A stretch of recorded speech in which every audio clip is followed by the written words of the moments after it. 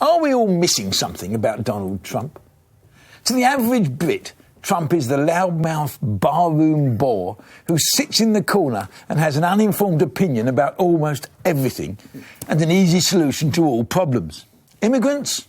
We're going to have the wall. We're building the wall. We're building the wall, folks. We're building the wall. Terrorism?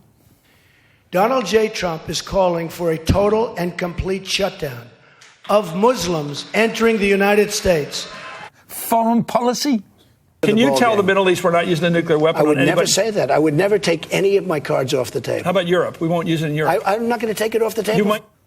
But Trump is now ahead of Hillary Clinton in the US opinion polls. And it is possible that he is going to be the next president. So has he got qualities that we just can't see? Or has his success only confirmed what some of us already suspected? That much of the area between the east and the west coast in the United States is disproportionately full of inward-looking, isolationist rednecks who have fallen for Trump's ignorant, simple solutions. Now, I know the mantra of American democracy is that anyone can grow up to be the president. But surely that was never meant to include Donald Trump.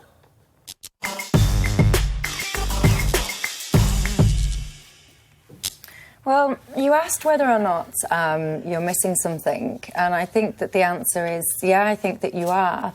So when we see that introduction video, and I see June hysterically laughing at some of the points that you've chosen on your intro, I think herein lies the problem. There is a huge amount of people that, whether you agree or disagree, they agree with what Donald Trump stands for. They have had enough of what they would perceive as elitism, political correctness. In many situations, they live in a place where their employment has gone, their jobs have been outsourced, they've lost their income. They see a huge amount of the other people prospering while they're left behind. And there is somebody that has come along, he speaks their language, he says the things that is resonating to the pain points that they feel. So there's so many clips that you saw then where he talks about, I'm going to ban Muslims. Now that sent you off into hysterics, but there are a huge amount of people that are fearful and they are afraid. They are afraid of radical Islamic extremism. And when someone comes to them and says, do you know what, I'll ban Muslims, can he realistically do that? Of course not. But is that feeding into or making them feel better and giving them what they want to hear in the absence of anyone else even acknowledging that there is a problem with that level of extremism? Yes, it is. And what's going wrong here is that people are laughing at them. They're calling them stupid. And I think that people need to be very, very careful to underestimate the voters of Trump, because before you know it, if you keep underestimating them, he's going to end up as your president. No. Please, I need to cover myself, Greg, please. I am not laughing at Trump supporters. I am laughing at Donald Trump. So let's get that right. That's all I want to say, please. Yeah, Greg, but if you come back, I mean, let's go back to pre-war Germany. I mean, what was Hitler about? Hitler got 30% of the vote by being like Trump. I mean, seriously, by saying those sorts of things. The best, I found this thing from Michael Moore, the film director and commentator. Yeah, he said, this wretched, ignorant, dangerous, part-time clown and full-time sociopath is going to be our next president. And if you read this article, just to come in on your point, and I think, June said she's not laughing at the voters, she's laughing at Trump, but many people are laughing at those voters, and they shouldn't be laughed at. No, I'm saying that many people are, and it feeds into the elitism. And Michael Moore has said the Trump election, which he thinks will happen, and if you read these 5 points, they're broadly summarised as a hatred of Hillary, and it's the last stand of white men who think they've just gone through all these years of a black man running America. Now you're going to have a woman in the White House? No way. Hatred of Hillary, because she stands for the establishment. And also, like you were saying, jobs have gone in some key states which are basically called Rust America, which is where, industrial work is never coming back. I mean, Donald Trump can stand next to all these Ford factories and look like he's going to be the man for the worker. But the other reason why Donald Trump appeals to Americans is because when I was there, I was doing a documentary in Oklahoma City. I was sat with these people. We had a lovely day together. It was just happened at Super Tuesday, and they'd all voted for Trump. And they all said to me, he makes me believe I can be rich. And that's what we don't have in this country. Let me just read the final line in this article. He's talking about when he comes out of a television station, Michael Moore, and he says, a guy came up to him and said, Mike, we have to vote for Trump. We have to shake things up. And that's the danger. That's the danger. Greg, you talk about danger. Look, you're a very well-read and educated and a man I genuinely admire. Pre-war Germany, come on, Greg. You can't seriously liken Trump to Hitler. Yes, you can. Absolutely. And hold on. It's populist rhetoric. By the way, you're talking about the East-West and ignore the flyovers, the people in the middle of America, as they're known, the flyover. So you've just written off Chicago, which is the third biggest city in the entire country, but that's interesting. Also, if you look... Hold on a second. 126 million people voted, Americans voted in the last presidential election. So let's say he gets a little under half. Let's say he gets a little under half the votes. Say he's not successful. You know better than 40 to 50 million Americans, do you? Hang on, would you vote for Donald Trump? Don't know yet. I want to see their policies. He hasn't got any. That's the whole point. He okay, doesn't have any. So you want to learn more. Tell me which part of Donald Trump's rhetoric, because that's all we've got so far, because you don't feel we have the policies. No, which part of that draws you in to want more? Not a lot so far. But I'm not naturally drawn to Hillary Clinton either. Okay, but I'm not naturally drawn to Hillary Clinton isn't dangerous. Well, how do you whereas well, because we've seen Hillary because we know what she's done in government. We know what she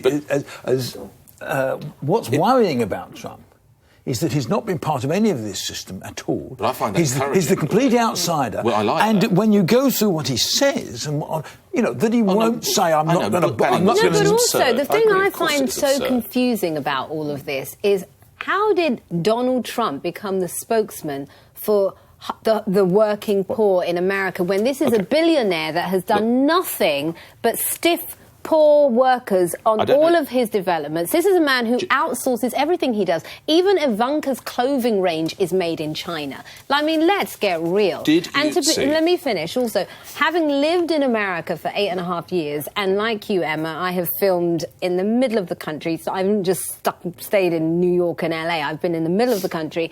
I genuinely, and hey, could be wrong, I genuinely do not believe when it comes to it that America will elect Donald Trump. When you look at the people, the independents that he has to sway to go his way, I just don't see how the numbers stack up for him. Let's hear from an American who featured in a recent Sky News documentary, Trump, America's next president. There is a question mark at the end of that. America's next president.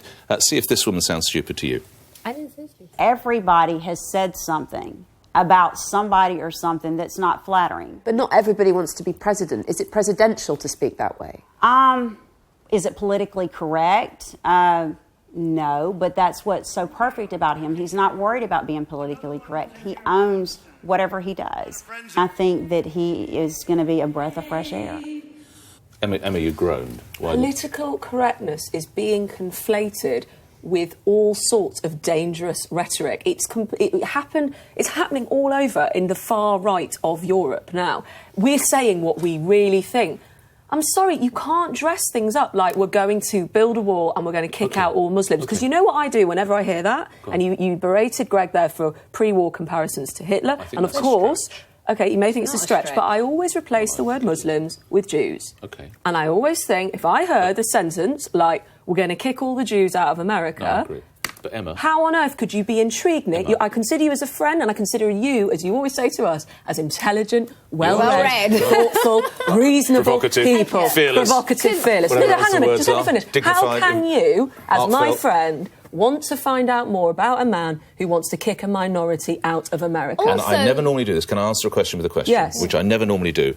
If you're white, working class in Idaho or Missouri, you've got no job, you've got no hope of a job, you haven't got any housing. How is Hillary Clinton going to make your life better? Yes, you're she not will. In that place. I know you don't have to... No, but at least I can empathise. But why are you wanting to find out more about Donald Trump? Is it because you actually do, or because you just don't like the idea of Hillary? I don't feel I'm close enough to either of them yet to say I'm going to vote for either. I don't feel myself naturally drawn to Hillary Clinton. But if you answer that question, come back to say you're stuck in Idaho or Missouri or wherever, or Arkansas, you've got no hope with Hillary Hillary vote Clinton. for somebody who wants to invest in the country and invest in the people who are actually there. Nick, I don't know those policies yet either. Then we both don't but know. you shouldn't go for somebody who wants to kick out a minority of a country. Doesn't Trump remind you of quite a lot of the listeners who ring on your radio station every day? I love the listeners. Oh, well, you have to say that. I love them. But hang on. I love them. Someone who has... I love my listeners. The thing about Trump is he has a solution to everything, which is not based on policy, it's based on rhetoric. Yes, I agree with that. And that's what a lot of your listeners have got as well. No, the listeners are very wise and well-informed, and I learn a lot from them. Yeah. Very good. But what does Clinton bring to the party, No, Greg? let me finish. That's not the choice. That's not what I was arguing about. What I'm arguing about... Yeah, in a nutshell, Hillary Clinton has spent a lifetime fighting for the working poor. There's lots of things that she has done that Donald Trump... Yes, she has. 8 million children with health care because of her. In America than there were before. Let me finish. Also, the other thing is, Donald Trump is just like the Labour Party. It's a sense of... Jeremy Corbyn is very popular with the Labour membership, but he is unelectable with the general public. And it's the same with Donald Trump. He's popular with the Tea Party element of the Republican Party. When he's put out to the American people, I'm sorry, I do not believe that's not what the polls are now We telling will have you. to see. The polls have been wrong for the past 2 years. And we could come back and focus on Hillary, I'm sure, in more detail at another point.